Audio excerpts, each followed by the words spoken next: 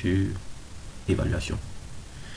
Nous allons cliquer sur évaluation et nous allons paramétrer la page d'évaluation. Mais tout d'abord, nous venons ici, on va chercher les types d'évaluation. Sur paramètres, nous allons faire ici type d'évaluation. On va patienter juste un peu. Voici ici les types d'évaluation que nous avons déjà créés. Mais je vais faire encore, je vais modifier pour que vous puissiez voir comment on a créé.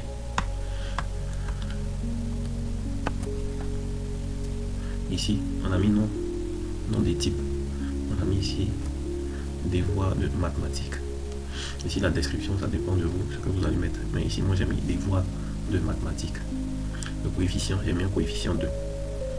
Et j'ai cliqué sur OK. Donc, voilà un peu. C'est pareil aussi avec ici. Le type d'évaluation, j'ai mis des voies de français. Ça dépend. Vous pouvez mettre ici, ils ont mis des voies contrôle, examen. Donc, ça dépend du type d'évaluation. Si c'est un examen, si c'est un contrôle, si c'est un devoir, vous le mettez là. Donc ici, moi j'ai mis des voies de français. Ok, le coefficient 1. Maintenant, nous allons venir maintenant dans évaluation. Évaluation ici, j'ai déjà fait pour mathématiques. Ici, on va finir, on va faire pour français. Donc ici, on va mettre des voies de français. Ici, des voies de français. Description, on va lui dire que c'est un devoir de français.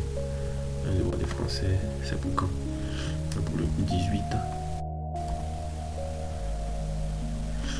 Pour le 18, le 07 2026.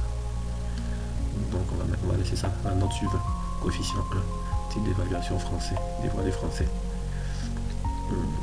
On était sur toujours, on va prendre français ici, 5e B.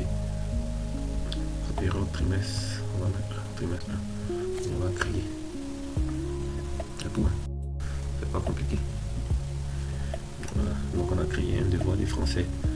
Ici, 5e B, évaluation. Donc voilà un peu comment ça se présente.